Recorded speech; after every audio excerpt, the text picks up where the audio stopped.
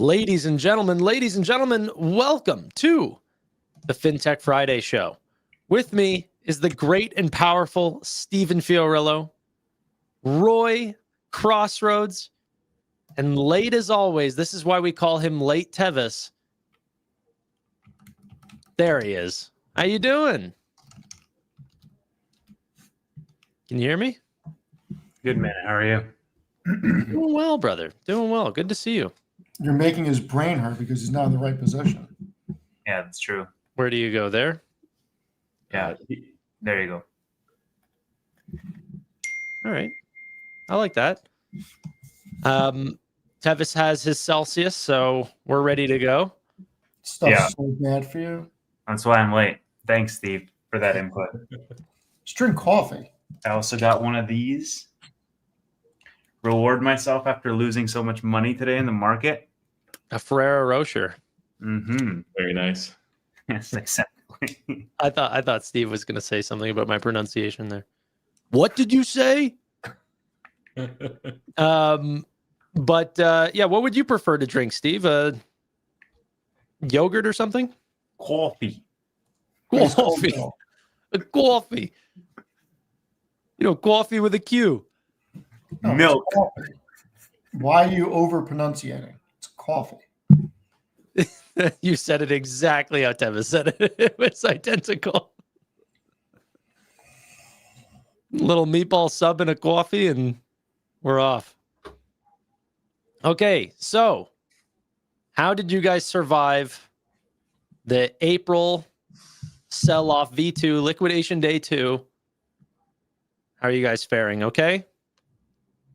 Yeah, I was down a little over 5% today, so it's not it's not fun, but it's not terrible. I gotta check. Some hedges paid off. After hours would be more, but we did stabilize a little bit. But these sort of days happen. They're never fun, but when you've been in the market long enough, this ruins you and you get out and you never do it again, or you learn how to handle it. And so I was like, well, I've already made my moves and I'm happy with what I have and don't have a whole lot of free funds unless I want to exit something or exit some swings. I tried to sell, by the way, before the dump. The only annoying thing is the IPOs. So Klarna IPO, it should have been 30 days today unless I've miscounted somehow. And so I was like, okay, great. I'm going to sell. And I was doing this at the open. I'm like, don't care if it's going up, down. I've held it for 30 days. I don't want to hold that company long term. And it's like, oh, you might violate the flipping rule and everything. I'm like, what in the world? I'm like, okay, I'll just wait until Monday or Tuesday. And of course it tanks. So that's mildly annoying, but it's like $700. So it's not the end of the world. It's an annoyance. But other than that, Yeah. One of those days. Yeah, I'm down almost 7%, but 6 and some change. How are you down so much? That's crazy. I thought you and Steve would be down the least. No, Nvidia dumped, BMNR dumped, Shopify dumped, SoFi dumped. What did Shopify do? Wow. Shopify closed down 7.84%. Some way to PayPal. Wait, is PayPal back under 70?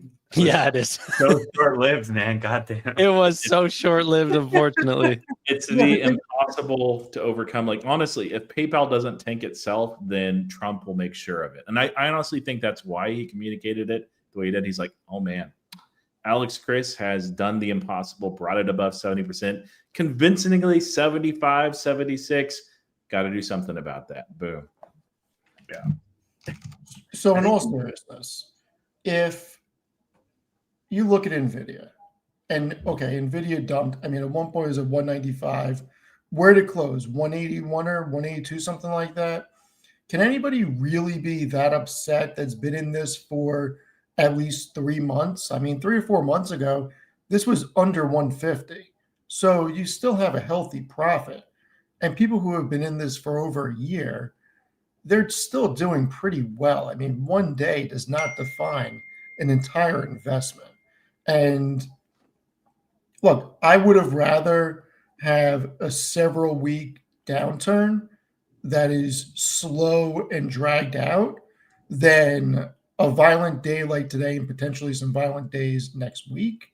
But we've seen in the past that dips get bought, and most people still have a very healthy profit right now.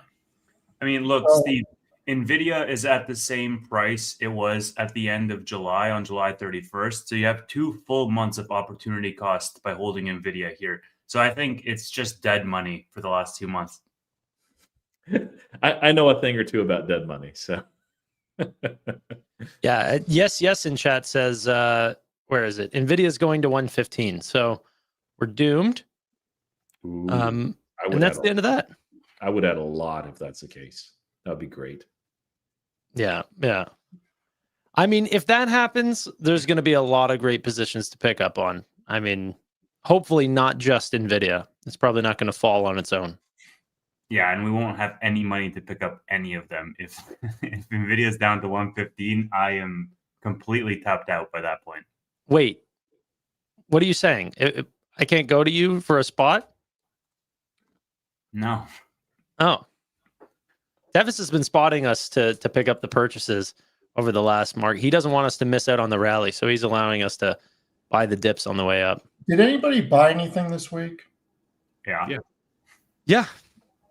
Okay. Did anybody buy anything today? Yeah. Yeah, we got 3 yeses on today, 4 yeses on this week. Would anybody care to say what they bought? Not how much, but what positions? I bought 2 things today. Okay. You guys want to guess? BMNR Yep.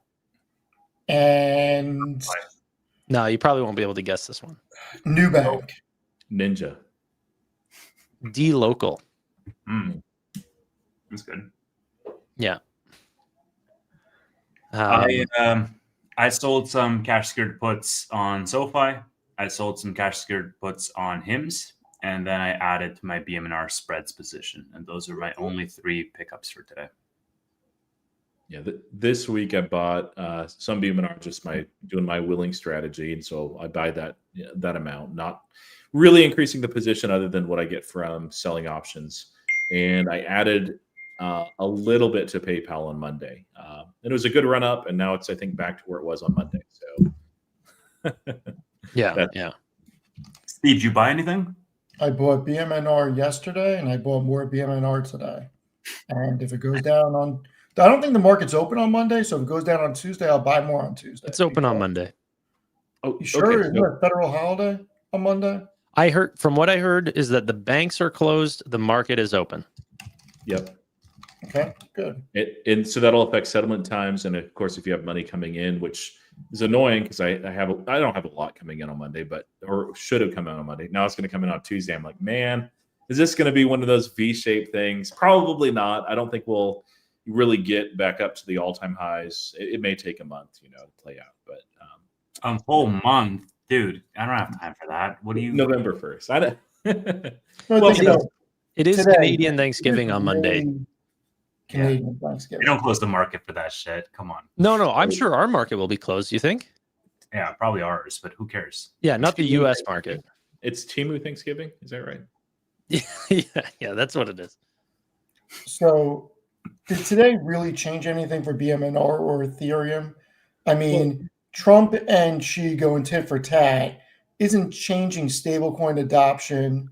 It's not changing tokenization. Tanner's shaking his head. Yes, it is changing it. No, I agree with you so far. It's not changing either of those things. So the long-term thesis is still intact. And I think that this was a complete overreaction. We don't have enough information for the markets to do what it did. I mean, this was stop losses, in my opinion.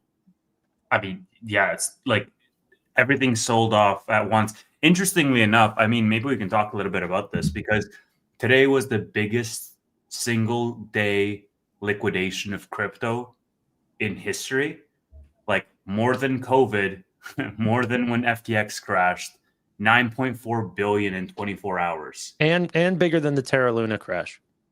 And throughout all of that, it's like such an insignificant event. It's just a random tweet from Trump around potentially escalating tariffs. So like what caused this to be bigger than all of those events?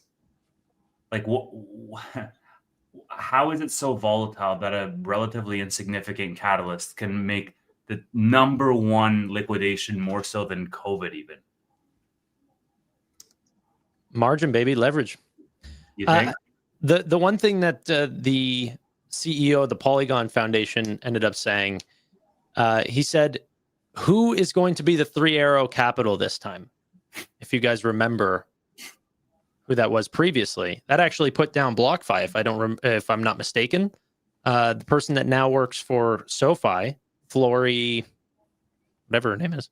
Yeah, her name's Flory. That's it. That's Yeah. her name. Which Mark. Flory? I've got 3 Flory friends. Something? Or But they had a large investor called 3AC or 3 Arrow Capital that was spotting them a lot of money, and then they ended up being very leveraged in crypto. And then I think the Terra Luna crash happened, or FTX, I forget which one. And then they went under. BlockFi ended up going under. There's a whole big chain reaction. So essentially, they said there's going to be a 3 Arrow Capital this time. We don't know who it is yet, but in the coming days, we're going to start seeing the forms come out of some sort of large fund that absolutely got wiped out. Do you think that that's what happened? Maybe a cascade of people in this new bull market that might have been way too leveraged? well, there was activity ahead of today. Like there was people shorting and putting puts on, and that was happening as early as like 7 a.m. You can see the prints. And so like the speculation is that, okay, people probably inside the administration or related, in that network, like got hints early that this was going to happen. Now that's just speculation on my part, but like people knew that today was going to be a really, really rough day, even before, the tweets came out. Roy? I mean, yeah, it's usually it's algos building on top of algos. There's people that for Ethereum, I mean, like honestly, you might think, oh, it's not up that much. People wouldn't take profits. We're actually up a lot, from in a relatively short amount of time. We're still above basically when Tom Lee was like, hey, Ethereum is legit, guys. I bought a lot of Ethereum at that point. Well, I had no Ethereum. I bought a chunk. I've added to it since then. I'm still up on that. So whenever something runs a whole bunch and then there's some weakness, then there's some people that were Johnny come latelys to actually taking profit. They're just like, hey, this can go up forever. And they're like, oh, I better lock in some of this. And then that triggers more sells and then stop losses and algos. And you get a bit of a capitulation, which is, I think, exactly what we've seen. Now, I love that we can frame this compared to other large liquidity events. So like if this was like the end of the world and United States and China are nuking the world, okay, yeah, it should go down a lot. Like it's done. But barring that, like, is this actually scarier than other liquidity events? Or if we look at the stock market, is the drop that we've had, which is nothing compared to like April 5th and the tariff stuff. But you look at the big spike is like this between US and China is much smaller. It's still very important. It's not insignificant, but it's so much smaller than what we were facing back in April too. So we may pull back more. There's going to be probably a volatility roller coaster going pretty heavily into next week as well. But like ultimately, this isn't really that scary. It just the other factor too is we had been long for so long and up and to the right, and it tends to be people don't get disciplined in taking profits or hedging their position and their gains. But instead, they're like, oh, it keeps going up. Well, I'll throw more money in. Okay, I'm out of money. Let me do margin. Okay, I'm out of margin. Let me switch from like BMNR to BMNU, things like that. Like I'll take on more. No, BMNU is not enough. Let me do far out of the money leaps in BMNU and consolidate. It's like at some point you realize like, and usually in these moments, you've taken on too much risk. But it's been too long since a pullback, and so it just exacerbated things. That's mostly what it is. Now the reversal will also be violent, although I don't think nearly as violent as this, until we actually have that confirmation that things are settled between the US and China, not just talks back on or possibly back on, but actually settled. Steve, what's going on with crypto? You buying this dip? Yeah. I mean, if I bought BMNR today, I certainly bought the dip, and next week I plan on buying Ethereum. So you don't think there's going to be no cascading effects from what happened today? So 3 words that I say to Amit all the time. Do you know what they are? I don't care. Exactly. Because I don't care what happens next week. Because look, Tanner was telling you he didn't care what your words were, so he just happened to. Yeah, I mean, no, look, I saw it. If you are investing, you should have a long time horizon. If you're trading, you should worry about this stuff. But volatility creates opportunities. So if I can get Ethereum under 4,000 next week, I'm going to take that deal because ultimately I think it goes higher within my time frame. Now, I'm waiting for something to happen, and I want to get a little bit more information. I don't know which way this is going to go on Monday. It seems like the bleeding may have been curtailed a little bit after hours when Trump hinted that he still wants to meet with President Xi. Now, if we get some firestorm posts over the weekend, the bleeding may come back on.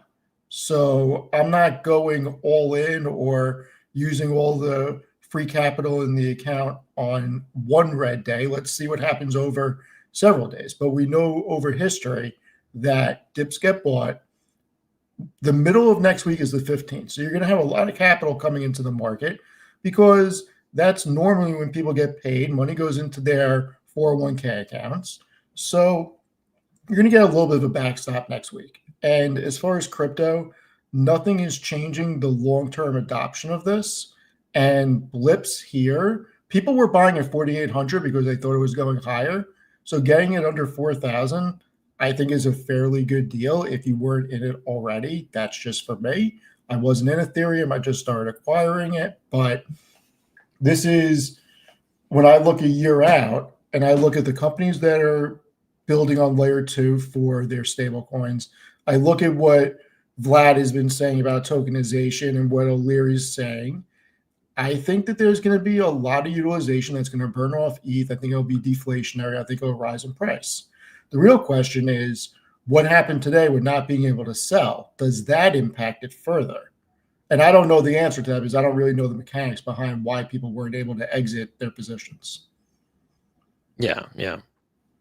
You going to buy any company that benefits off this? Like you just brought up, for example, Hood. When do we get you into Hood? Steve? When are you really cold winter? So never. Really cold winter. Mm-hmm. I'm going to take that both ways. You're making a little clothing joke, but is a really cold crypto winter going to get you into Robinhood?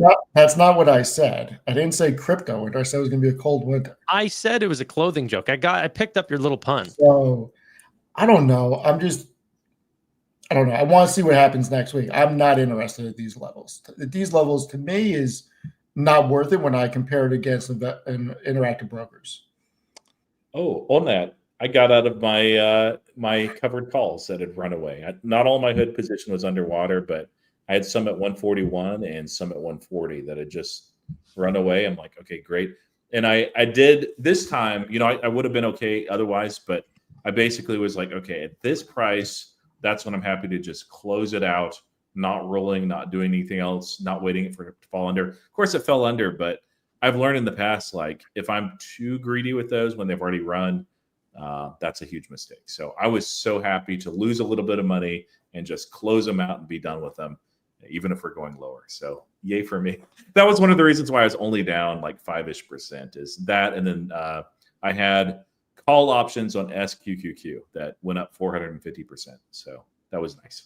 Look at Roy hedging. It was tiny though. It's like such a small thing. So I was so slammed today that I really didn't have a chance to look at things. I looked at it around 10 because I had calls on NVIDIA and BMNR. I'm like, oh, those NVIDIA, I have 195s. It went over. I'm like, oh, I'm going to have to make sure I look again later in the afternoon. I looked around 1:30 or 2. I'm like, oh, what the hell happened? But I didn't have time. And then at 3:50, I was like, oh, I think I'm safe.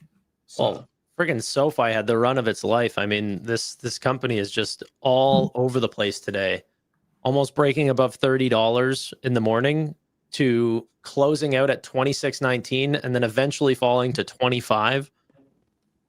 Like, that is a huge swing in the day. Unbelievably massive. Can I give a huge shout out to Tevis? Tevis, like when we were like right there, I don't remember what your exact words were on X, but it was something like, everybody's thanking it, nobody do it, thank me later, or something like that, regarding SoFi screenshots. And all four of us and data-driven investing, we all managed to avoid the temptation. And I have to say, I was so tempted, Tevis. Literally right before that moment, I took the screenshot and I'm like, nope, I'm not going to post it. I saw what Tevis put there. I'll flee from temptation. I'll avoid it. So thank you, Tevis. I don't even know what you're talking about.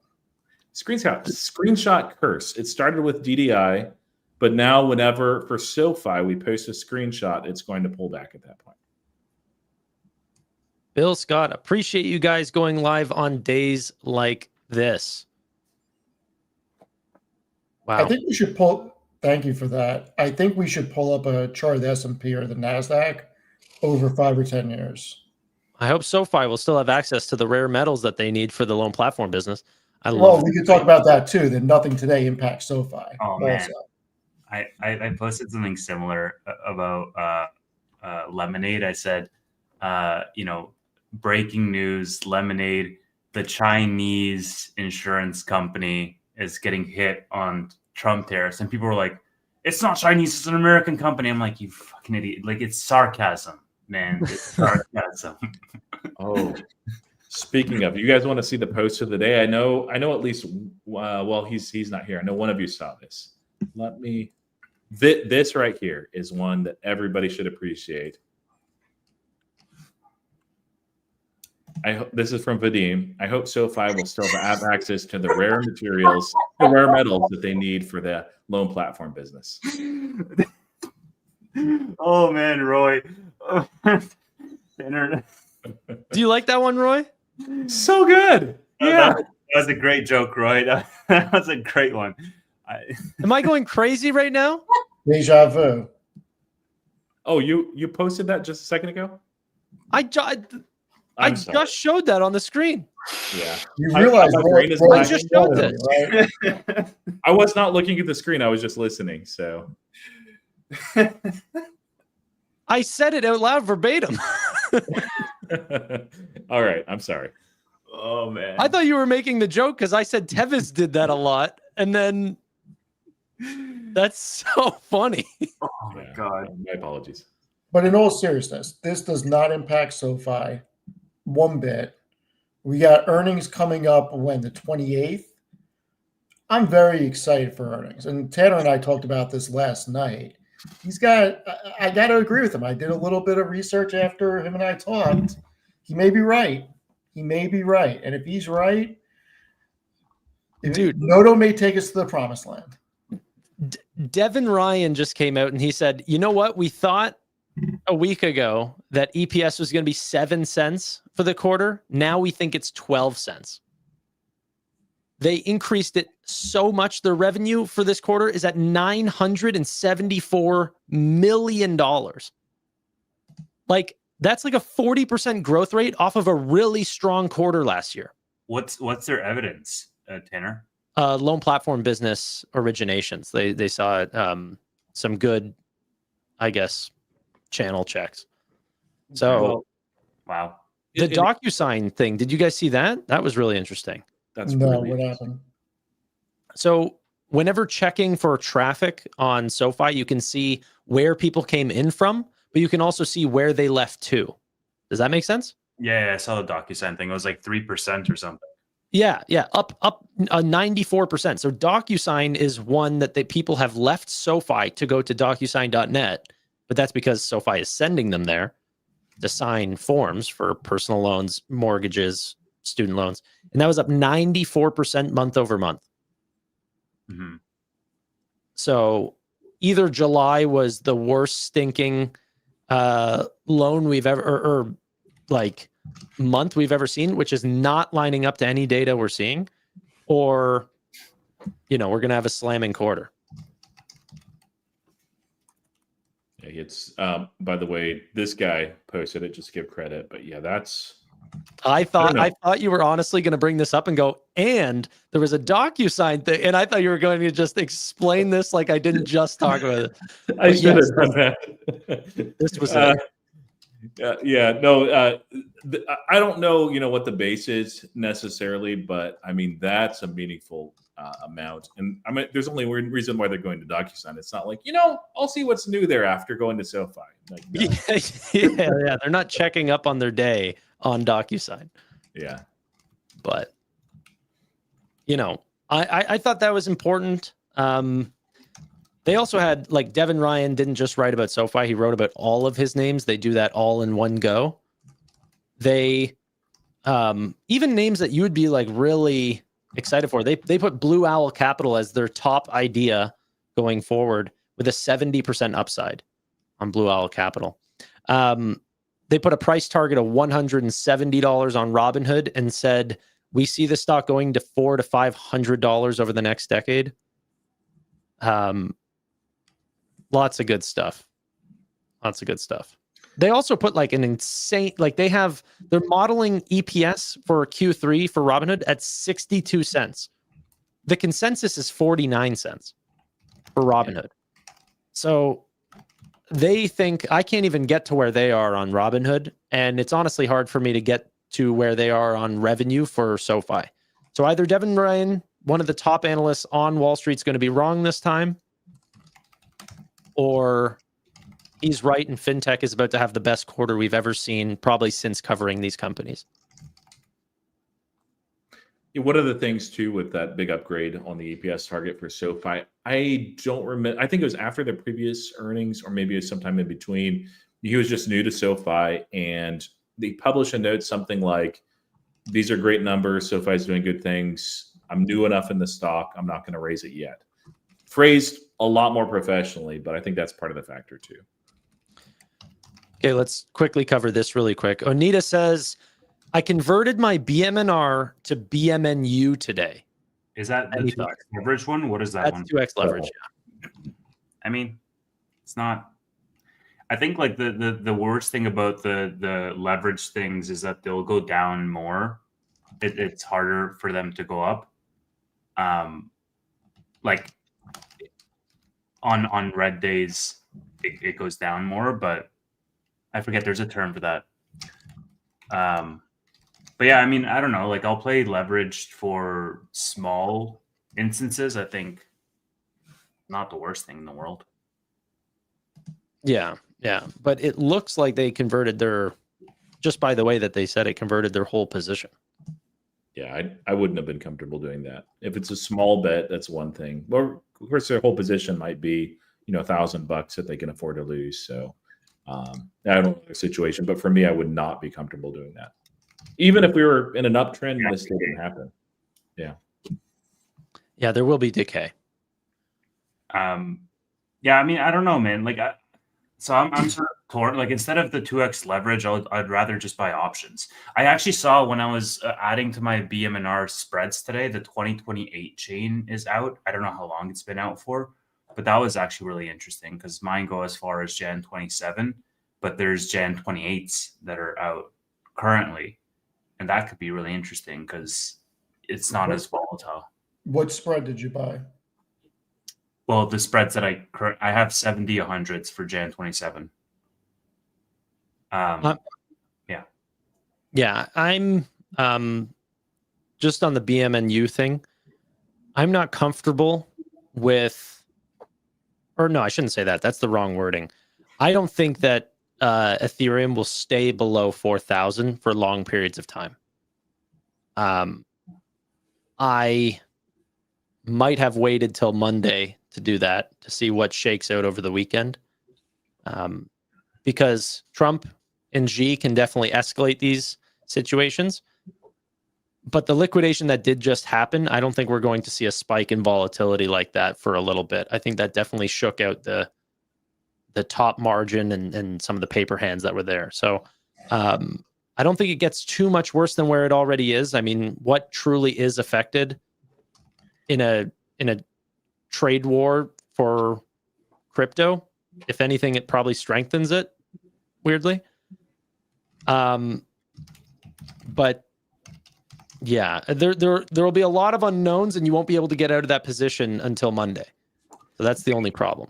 It's going to be, I think it's just going to be tense until November 1st. But like Trump walked it. So I think the positive thing, because I had a friend, you know, and he was like, oh man, I'm so frustrated with Trump. And I'm like, dude, this is what he does. Like he will manipulate the market, whether willingly or you know, just as a result of his tweets, but he'll walk it back. And the thing with Trump is like, he cares about the market. He brags that the market is at highs. So I think that like the taco thing plays out whether we like it or not, because that's just what we've seen play out over the past year consistently with tariffs. Like he'll throw out some outrageous number, then walk it back.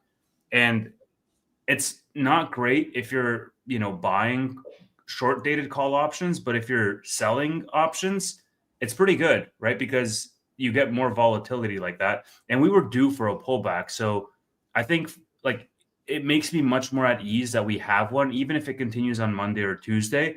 And it will likely continue because the markets are going to be in a place of uncertainty until November 1st. But ultimately, I do think it gets walked back. Oh, keep in mind, the last time that this happened was April. Mhm. And he had another 8 or 9 months, depending on what day he did. I don't remember the exact day. He had a long time to correct the situation. It's the middle of November, more or less, right now. He doesn't have a lot of time. I don't think he wants to, A, not have a up S&P this year for 2025, first year of his second term. And then B, you have the midterms in 2026. The last thing that he wants is uncertainty and an economy that is not thriving, because he does not want the Republican Party to give up control of the House and the Senate. So I do think this is all going to get worked out over the next couple of weeks. Yeah. Well, today was a Biden market day, though, not a Trump market day. So no, I'm just kidding.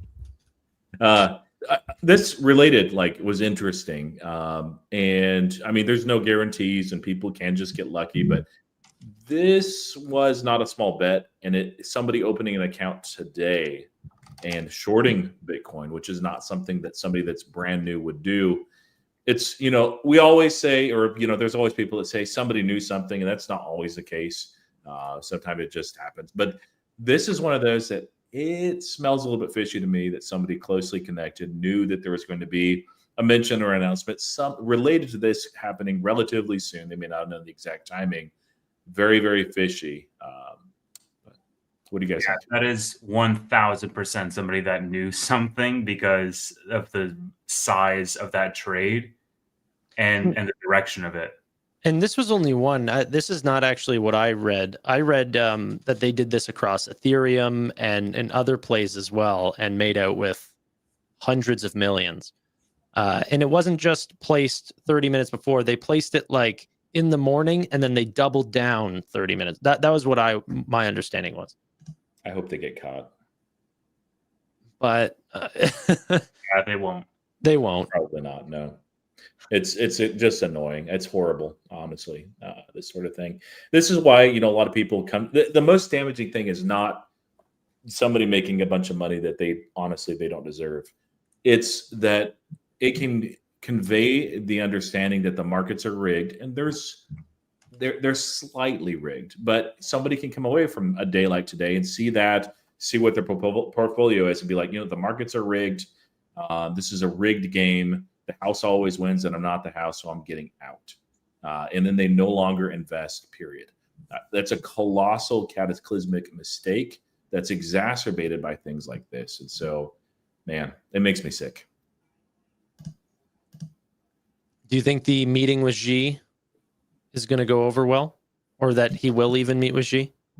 That's the question. I think that we'll probably have some on again, off again stuff over the next 2 weeks. I think China, from what I understood, and I don't understand a whole lot, so I'm not an expert here, but from what I understood, China had not taken seriously the talks, that they wanted basically all the cookies and they didn't want to share any of it, which was not going to happen. And I think they bought into the taco theory too. So if that's the case and they still want to play hardball all the way through this, we could have more turmoil, nothing like what's happening back in April. But I still think that they'll probably meet at some point because honestly, like both the United States and China have much more to lose by not coming to agreement than they do with giving up something that perhaps they don't want to give up with. So we'll have to see, but I'm guessing that they meet, and the most likely outcome of that is that they kick the can down the road. They say, well, we had productive talks. There's still more to figure out, and so we'll revisit this and put a deadline on there for like 6 months out or something, next year sometime. Look, the last thing that we want is for this to escalate, because if it does, that is very bad for chip stocks, very bad for AI development, and it's just bad overall for the global macroeconomic economy. So I don't think that they're going to play chicken to the point where they actually collide, because that would be a no-win situation for anyone. It looks like potentially there was much more. They had BTC shorts, Ethereum shorts, all on Hyperliquid. And this person suggests that maybe there was also some centralized exchange action as well. However, that's not verified, and states that this person probably had a huge role in what happened today. Well, does anybody know why there are reports that people couldn't sell? No, I'm not sure. I'm not sure. By the way, $1.65 trillion left the stock market today. 1.65 trillion. That's wild. That's American dollars. Yeah. It's like the entire GDP of Canada when you put it that way. No. So what's Only everybody like looking at for next week? Only on like a semi-annual basis or something. What's the question? Yeah, my guess is, Trump came in and just said a few words like that they're still thinking about meeting. That kind of stabilized things after hours. It went back up, not all the way flush. Some names did close green at my time 7 p.m. When the after hours was no longer open. If nothing else changes, that might be enough to actually have a pretty good pop on Monday.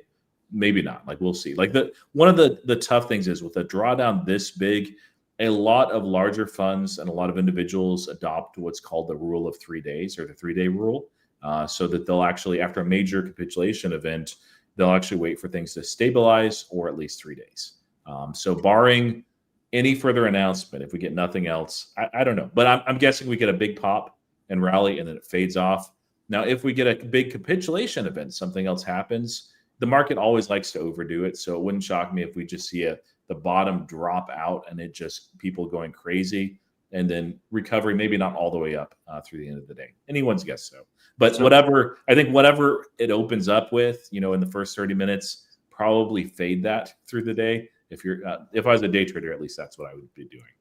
One thing I think that today crystallized for me, and I've been talking a little bit about it on our previous streams, Roy, over the past month or so, and today was sort of the first shoe to drop in terms of a pullback, is I really, on any pops that we get this upcoming week, I just want to let go of all of my leaps. Because I want to be able to roll them into the underlying stock, so I don't have the theta decay working against me, and like that's just it's not a hedge, but it's just a risk measure that I want to take on, because I have leaps for like BMNR, I have leaps for Nebius, I have leaps for Selloff, I have leaps for HIMS, I have leaps for a whole bunch of other stuff, and so it's just. I want to de-lever a little bit from the options, because we're getting to that point where, like, if a single tweet from Trump on a random Friday, which he's done we haven't really had a shock like this since April, right? We had minor blips in the summer, but nothing that was to this degree. And to me, what that signals is like, yeah, the market can bounce back from this, but I don't know. It's just, it's like you have your first heart attack, it's like, oh shit, it's a health risk. And you kind of like want to get everything checked up and live a little bit more of a healthier life. And like, that's what this was, whereby like I deployed capital. I did cash secured puts. I took advantage of the dip, but at the same time, I'm like, okay, well, I don't really want to have the long, like I want to be selling options and not necessarily buying a lot of options right now. Yeah. But yet buying a lot of options. But I also bought spreads today. So yeah. And you sold puts pretty aggressively too there. So What were you selling puts at? what's that? What were you selling puts at? Oh, wow. he's already underwater. I sold some aggressive SoFi puts, but so I don't know, man. I looked at a couple of different positions and I was like, I feel much more comfortable selling much more aggressively on SoFi with earnings coming up, like a month out or 3 weeks out, than I do selling at something else at like a 15 or a 20 delta. What was the strike and what was the? I want the numbers. What was Yeah. the I don't know strike? why we're not getting numbers here. Why are we not giving the people what they want? What was the I- strike and what was the I- expiration date? Tevis is a little embarrassed because he finds fairly safe strategies and he's like, how can I make it way more degenerate? And he does that. I What, like sold 29? I sold I sold 20 puts for SoFi at $27 for October 31st. So I have a break even of $25 for October 31st, and we'll see what happens. But like the way That's I not figured, as bad as I thought it was. Yeah, the way that's I not figured- that bad. exactly the way I Pretty figured aggressive, it was like if I end up owning another 2,000 SoFi shares at $25, is it the worst thing in the world? Like I've been holding this thing through thick and thin, and I'm really confident in the man. But like if I wrote it on something else that I'm less confident in, and I actually got assigned the shares, I would feel more nervous than actually holding SoFi, which is like 25% of my portfolio. But what do we think the Fed's going to do at the end of the month now? Cut. Well, yeah, they'll cut. The government shut down. They pretty much have no choice just to stay the course. There's not more data that's coming out. It's like a they have 97% chance right now. Yeah, and the shutdown doesn't make things better for the labor market. It doesn't. One of those things, by the way, if you don't mind putting this up, Tanner, that I thought was really interesting about the day.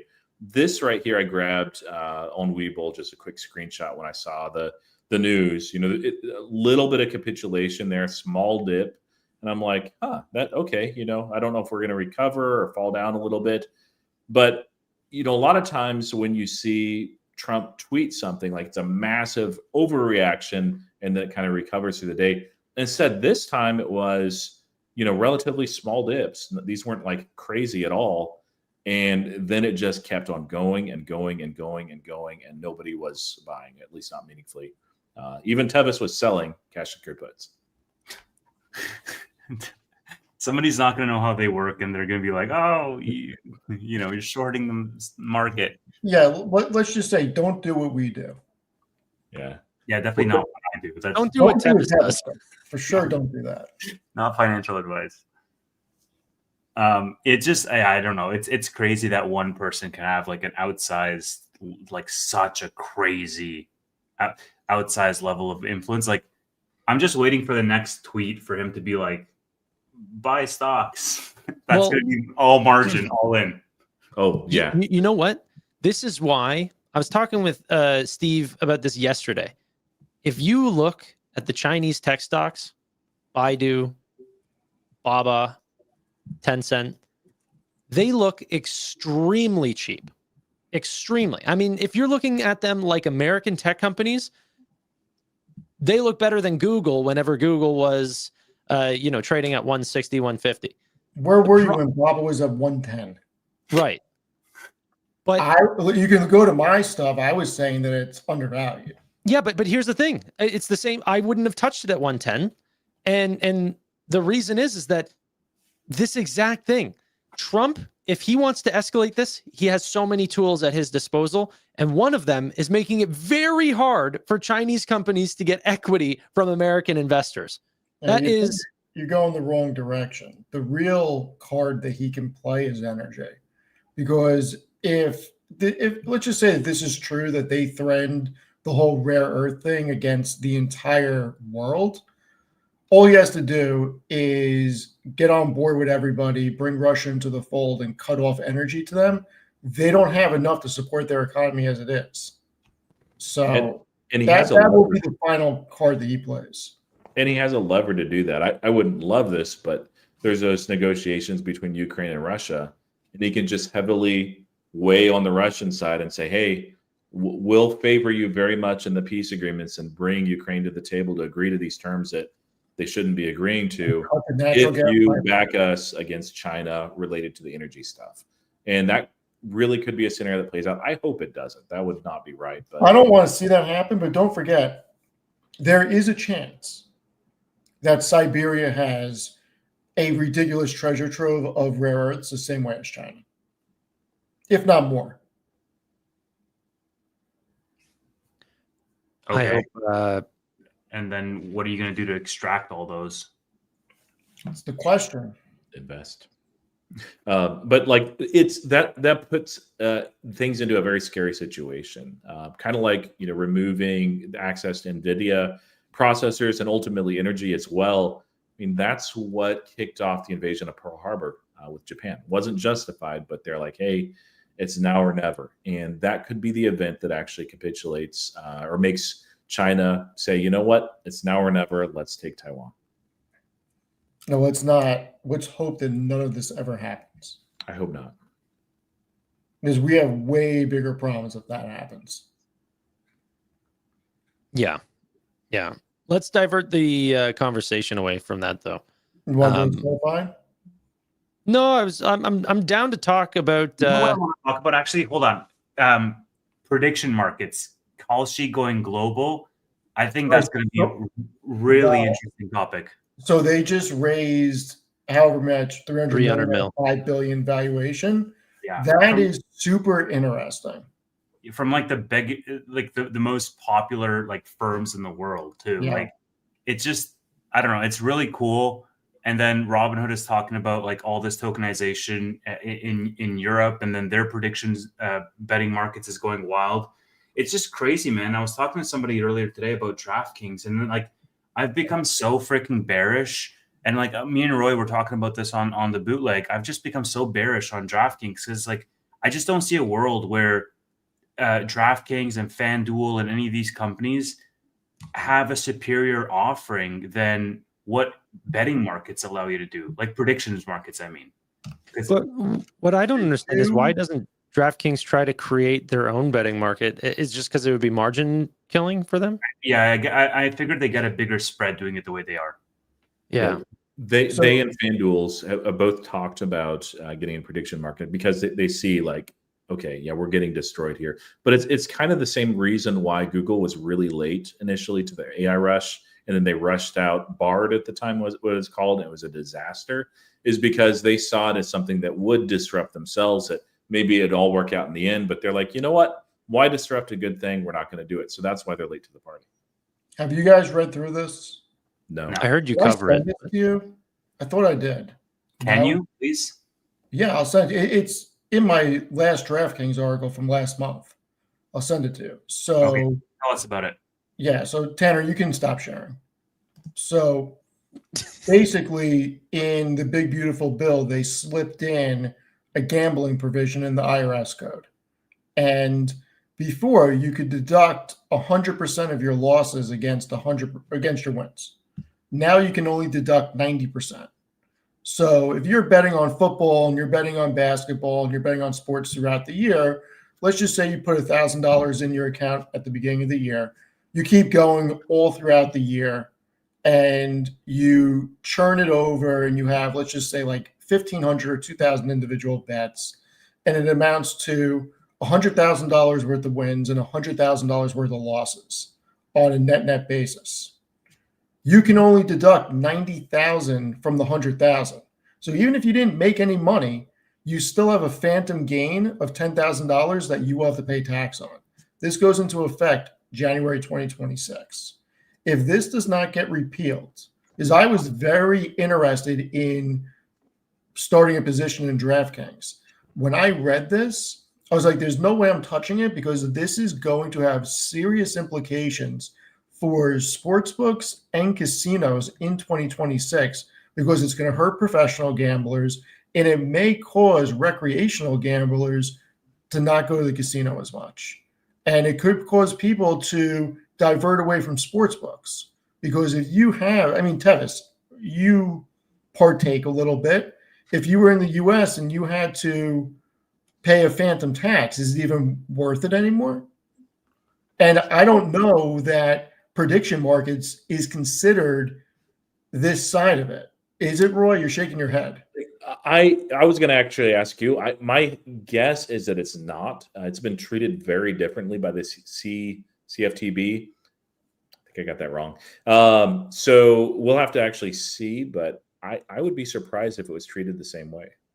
Yeah, I actually did one prediction market thing just so when I get the 1099 at the end of the year so I can see how it's classified, because I want to know if it is not classified in that way and it gets classified as capital gains or capital loss on short term, then DraftKings is screwed. Dude, DraftKings is down 23% in the past 2 weeks. Is this because of the prediction market stuff? It's got to be the prediction market. It started with this, and then the prediction market on Robinhood took it down further. Wow. And there's been further updates too. This Vlad came out with this, and he did it on the wrong platform, iOS first. But they basically allow on the crypto button, you can toggle between crypto to earnings to prediction markets. And it's just, I've not seen it. But Hold on.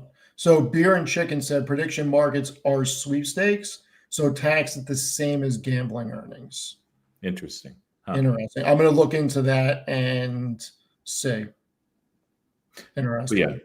But yeah, this is like they're actually, they started maybe 2 or 3 weeks ago, just barely starting advertising for the predictions market stuff. I'd never seen them do that before. A few people shared screenshots.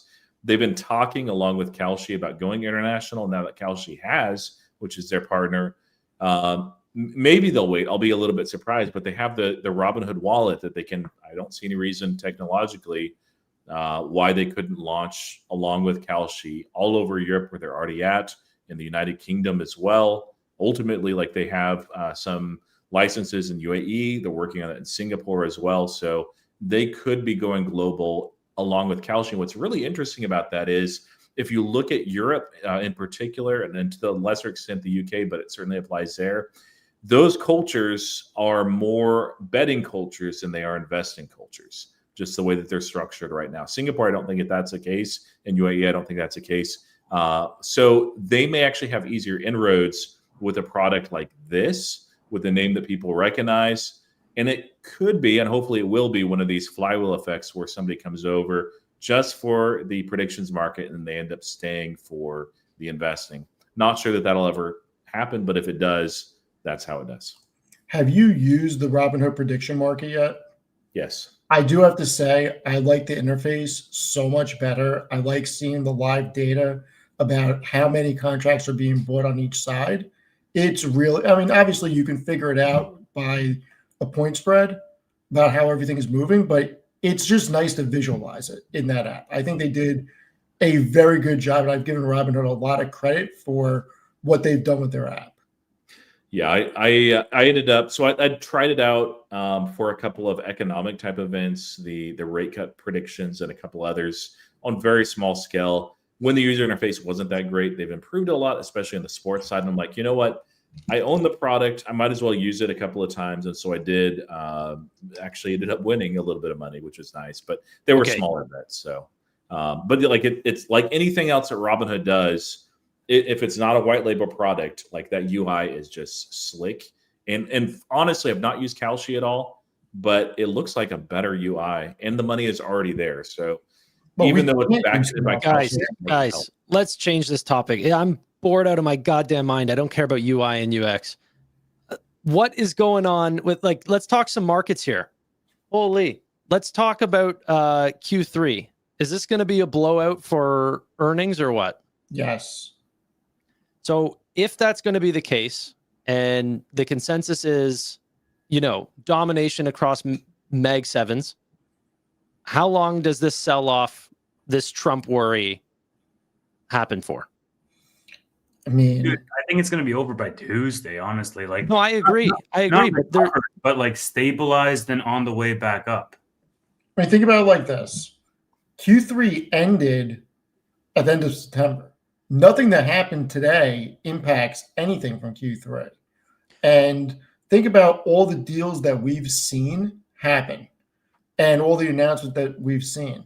There's no way, at least from the data that I'm seeing, that we don't get beats. I wouldn't say that for Tesla, but I mean, I think Meta beats, I think Amazon beats, I think Apple beats, Microsoft. I think the spectacular sixes, I'm calling it, will beat.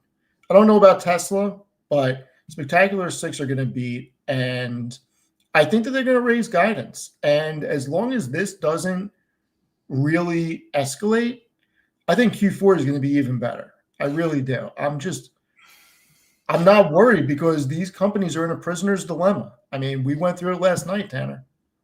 Well, I like that, Rob. Mag 7, we had Broadcom kick Tesla out. I like that. yeah, you want to have Broadcom or AMD in there, the Mag 7. Broadcom. Well, so Broadcom.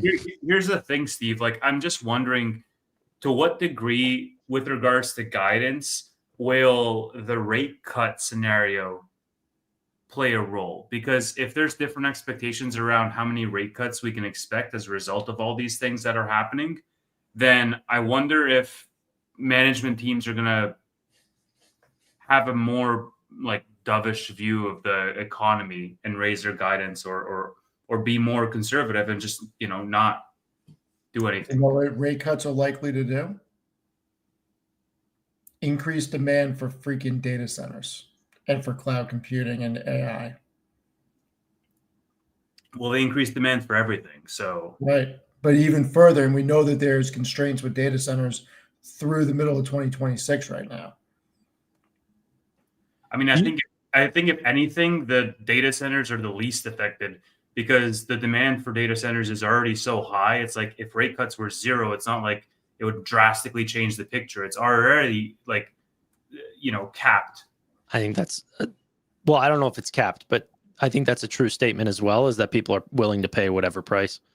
Mhm. They It's are, definitely but making this that. is going to speed up the rate of adoption. No, I get what you're saying, but like, whenever you're talking about like what sector benefits, like rate cuts could double SoFi's earnings. A rate cut is going to make a fraction of the difference of the total build out of a data center. Yeah.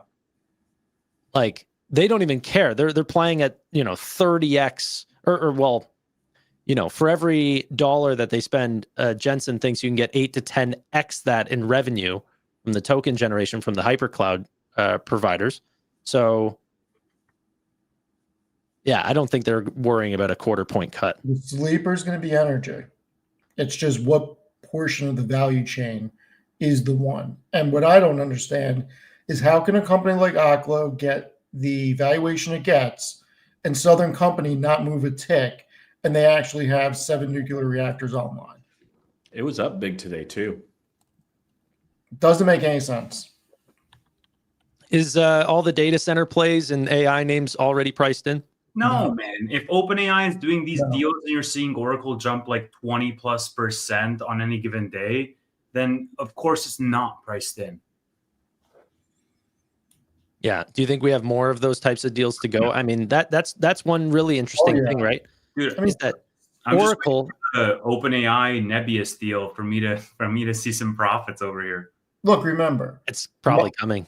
Microsoft came out about 3 or 4 weeks ago with a big announcement that they're doing a second data center in Wisconsin for $4 billion.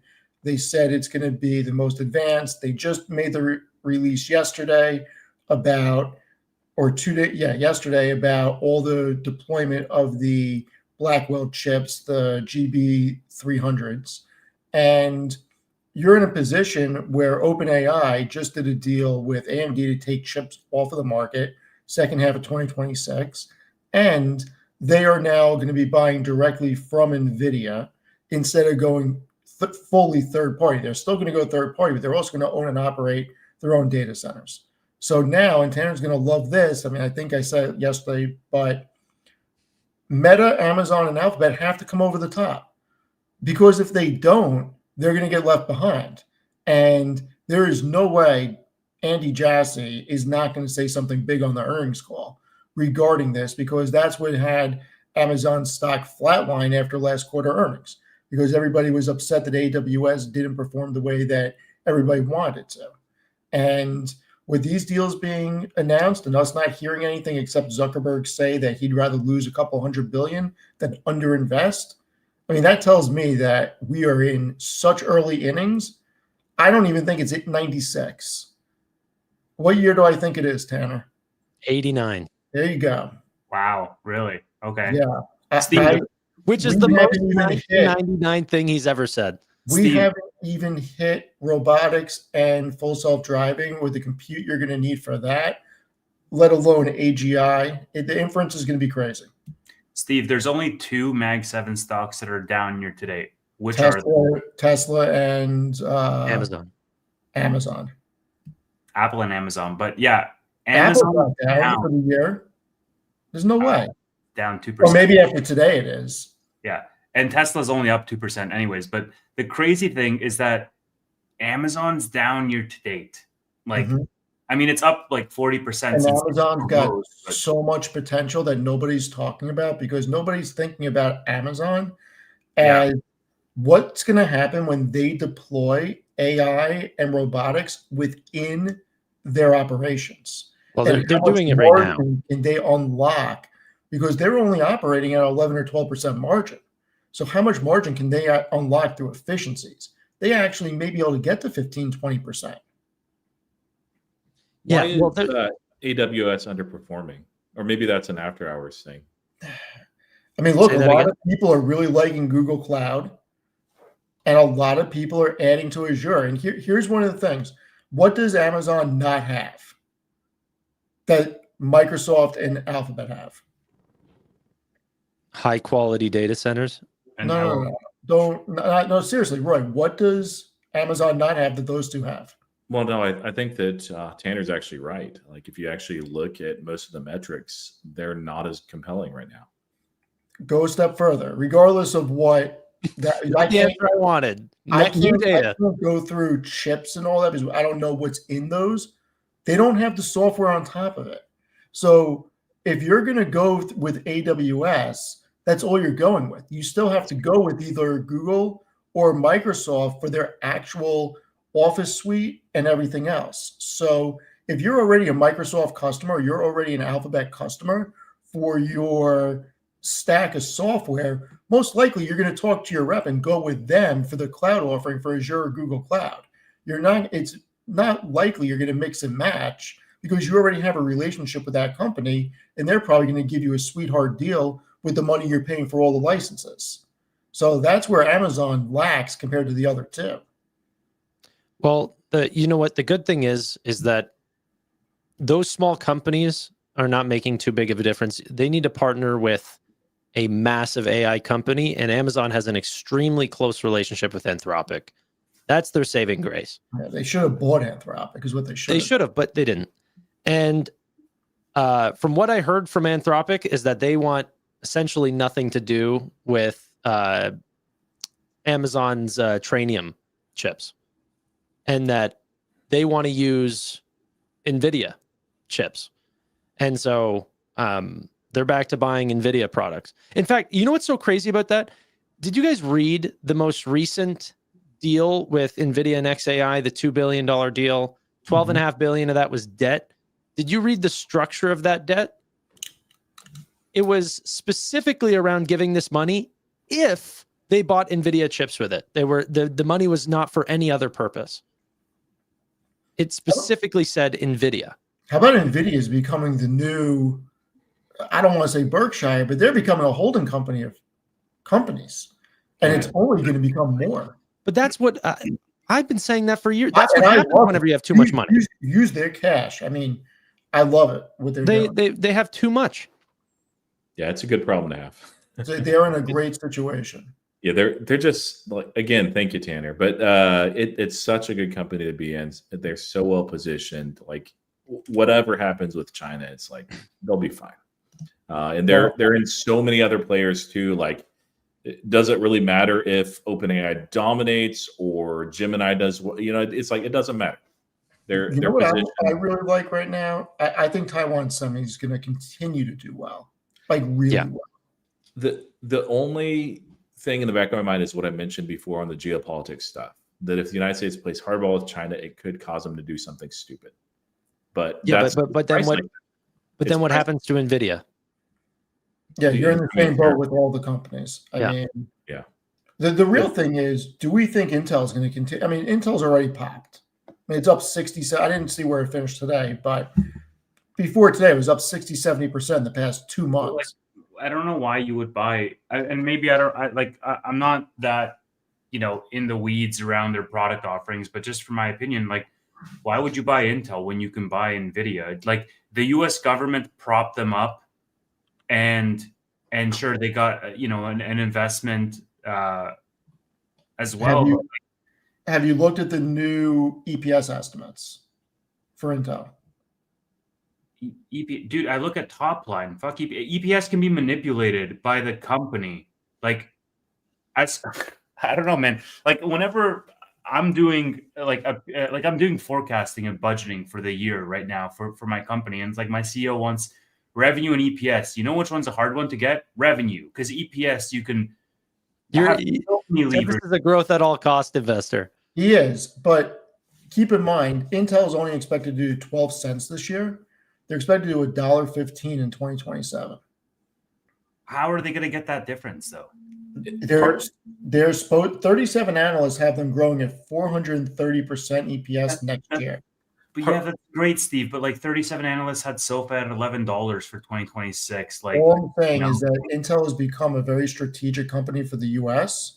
Right? They're going to stop it. No, they're not going to allow this to fail. Agreed. With batteries. Agreed. And they want to augment.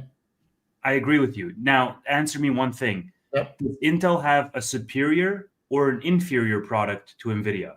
And new products that Intel rolls out, will they be superior or inferior? So when you're looking at it from that lens, like, but you're just talking about GPUs, because NVIDIA is not playing in the server. Yeah, they're not really in the same space. They're not in the same space. Intel's not a competitor on GPUs. Sure. But the real question is, can they continue to compete with AMD? Yeah. Can they? Probably. Hold on. I'll bring up the Intel. I mean, like, so the one thing beyond, the basically force investment and United States doing what they did with, NVIDIA did sign an agreement to actually build some on their x86 architecture, which is, I don't know if they've ever done that, Tanner. If they have, it's been a long, long time. So that's good for Intel. That's part of where the revenue is coming from. But I mean, still, they're not using their foundry as far as I can tell. So they managed to do less with so much. It's just shocking. So this is Intel versus AMD. Intel is blue, AMD is red. So all CPUs, they're still ahead, but it's tightening. They are no longer in the lead on desktops. AMD crossed over again. Laptop, Intel is still the head. And servers, Intel is still dominant. They have 84% of the market. So right now, the statistics are showing, oh, look at that. Look at the freaking pop-up that comes up with the Pokemon cards. All right. But the data is showing that Intel still has a superior lead over AMD. Yeah, but it's the sort of change in those rates, right? It's not like people are looking at ChatGPT and Google and thinking ChatGPT is winning. But once those start to bring down, which is what is happening, AMD is putting up a really, really good CPU or sort of front, I guess I wanted to say. But the market is forward-looking, and the market buys the trend, betting the trend will continue. And in that sense, Intel might be the dominant player right now, but they have an inferior product offering. and the market is like just looking at the charts and the trend lines and extrapolating outwards, like they won't be the dominant player in the next decade unless something drastically changes in terms of their product innovation. But what about NVIDIA's investment into them? What about it? You don't think that they're gonna work You want me to together or buy? anything? You want me to buy Intel stock because Nvidia invested what, like, Not you what know? I'm saying. I'm $5 billion. asking if you think they're going to work together. Sure. Some, but like they're still not going to use their foundry. I think really Intel is either a trade, which it may work out really well, or if you're holding it like longer term, you're basically betting on something that happened to Taiwan. And I think they did that with with Intel as like a good faith act for the Trump administration, because the Trump administration backed it, and then Jensen's getting everything he wants from Trump. So he's like, you know what? We'll actually give your little investment here our stamp of approval. And so Jensen once again is playing 3D chess. And Yeah, Tanner, 40. bring up what Black Mamba said at 10:10. NVIDIA changes this. So in his talk on CNBC, he was talking about the server stack. Do we think that NVIDIA is really going to change the game with server chips? Or is that proprietary to their systems? honestly, I'm not sure. I don't follow it that closely. I'm mainly focused on what they're doing with just their main Blackwell and Vera Rubin chips. The exterior stuff, I just trust that Jensen knows what he's doing.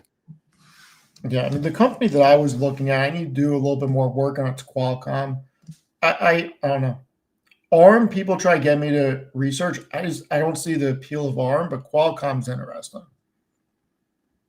Yeah, I don't follow it nearly enough, or nearly close enough, I should say. And we all missed the boat on freaking Broadcom. I don't think any of us own it. Tevis did. You know what? I'm still thinking about getting into it. Like, if not you a bad believe play. in Hawk Tan's freaking PSUs, then there's still a long way to go.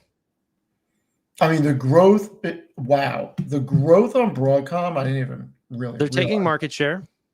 Look at this. Well, we'll go top line because Tevis doesn't like bottom line. So Okay, but Tevis does like bottom line. It was just a bad comment. 23%. He was making a point. 23% next year or this year, 33% year over year, and then 25%. I mean, and this is not a select little group. These are big groups of analysts. That's a ton of growth. And then on EPS, I mean, I don't even know if you can consider that expensive considering how much growth that they have. And if the rate of return on data centers is what we think it's going to be, Broadcom's really interesting. Yeah. Also, I love whenever people say that NVIDIA is power hungry and AMD is more power efficient. It's just completely incorrect. I'm sorry, but yeah. I mean, it's performance per watt. That's the important part. If, you know, NVIDIA was power hungry, then they would have a worse performance per watt.